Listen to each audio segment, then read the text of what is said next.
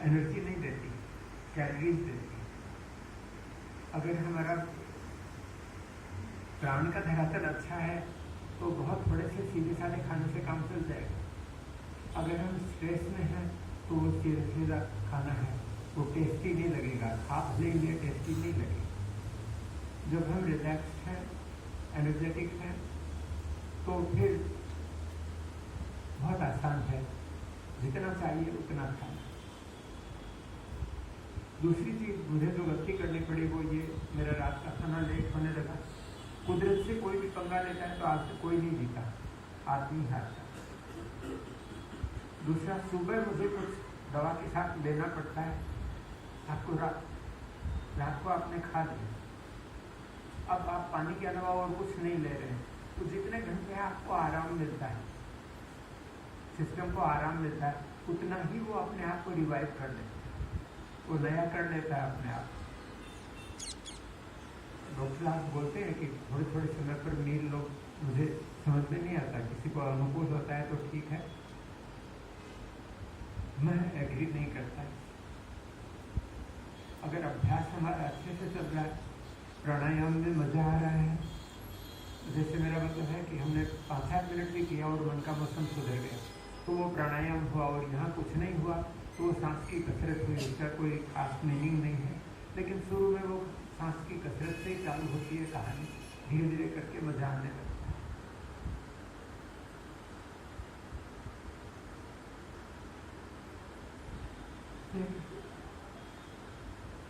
इसके अलावा मैं ये कहूँगा कि हमारा अभ्यास अगर एक्सेस हुआ तो शरीर गड़बड़ाएगा, अगर वो जरूरत भर का नहीं हुआ, उससे कम है तो शरीर गड़बड़ाएगा।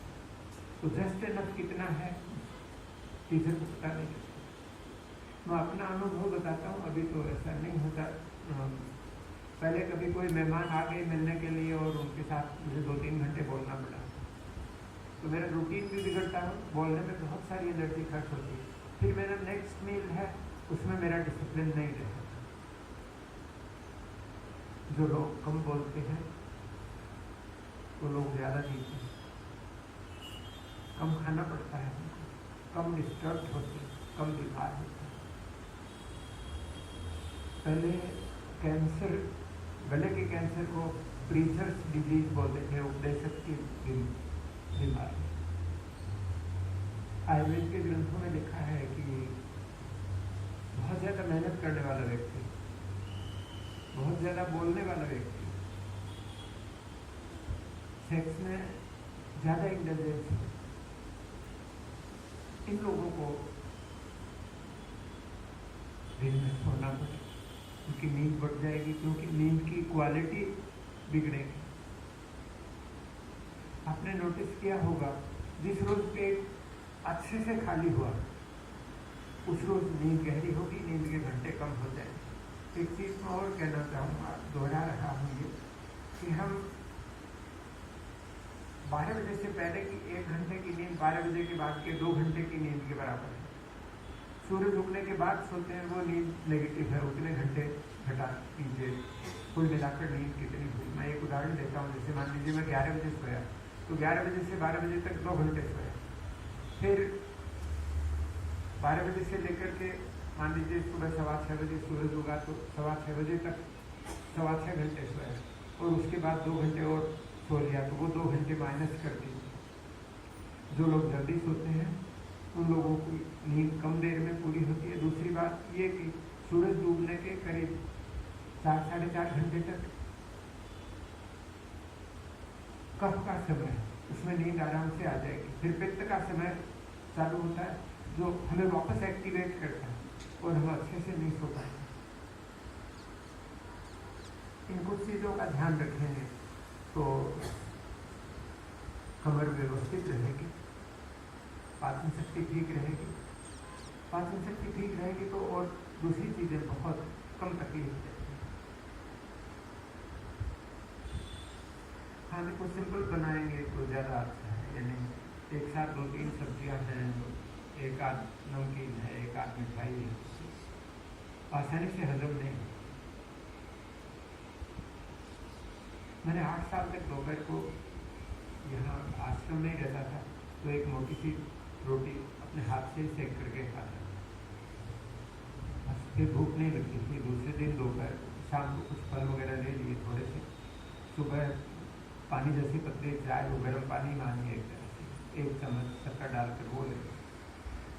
तब मुझे जाप का अभ्यास का ज़्यादा मौका मिलता था। मैं आज से ज़्यादा अंतर्मुखी था। मैं उम्र की बात नहीं करूँगा, उम्र से तो मैच्योरिटी आती है, पोल खुलती है कि तुम जो कुछ कर रहे हो उसकी यूटिलिटी क्या, तुम जो कुछ कर रहे हो उसका बहुत सारी जगह कोई अर्थ नहीं होता। जैसे मैं किसी को बोलूं घर में कि आपको ये करना चाहिए और उनको नहीं करना है, तो मैं रोज रोज बोलूं उसका कोई फायदा नहीं। तो ये काम नहीं है, ये फिजिक्स की लैंग्वेज में बोलते हैं वर्क। वर्क का मतलब होता है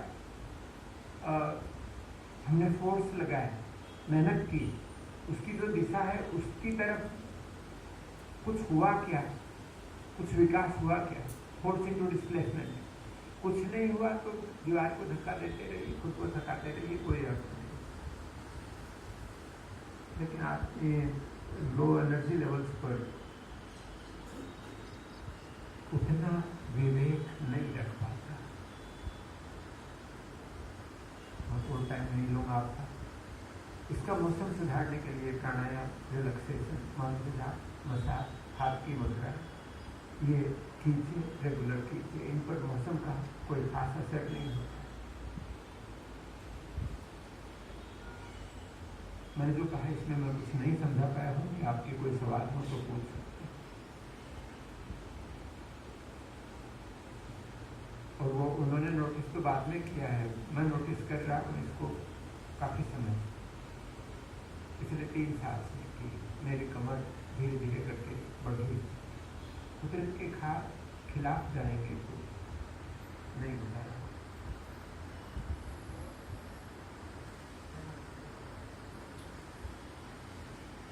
आप ये सोचते हैं कि न्योली करके हो जाएगा, nothing doing. Difficult practice, advance practice, अगर आप एंजॉय नहीं कर पा रहे हैं तो आपके खिलाफ जाएंगे, नुकसान हो। आप एंजॉय कर रहे हो तो इट्स ओके।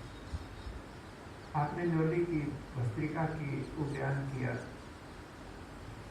अग्निसार किया, अग्निसार नहीं, शक्तिसार, हेड्रोपोजेज में कुछ वृक्षासन ऐसा कुछ किया, धनुर्वक्रासन, मयूरासन,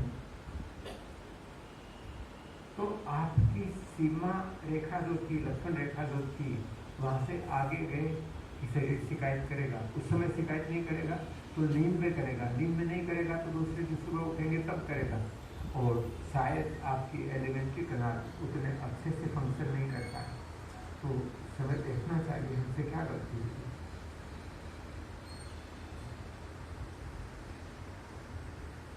प्राणायाम कीजिए और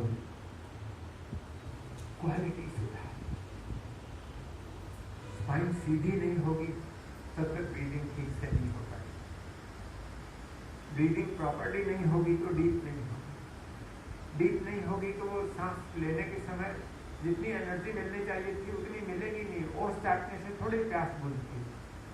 जितना वो सांस बाहर निकालना लंबा होना चाहिए था उतना नहीं हो पाता, तो हम रिलैक्सेशन की, रेस्ट की फीलिंग जो आनी चाहिए वो नहीं आएगी। आज तो सहजता से जितनी कोशिश ठीक लगती है उतना कीजिए। प्राणायाम में कोशिश कीजिए, कोशिश नहीं, make it as effortless, as passive as possible. मन पूरा लगाने की कोशिश कीजिए। जिस रोज वो पूरा लगेगा उस रोज सांस बहुत लंबी नहीं हो, मन का मौसम सुधरेगा। 5 से 10 मिनट काफी। मुद्राओं पर काम कीजिए।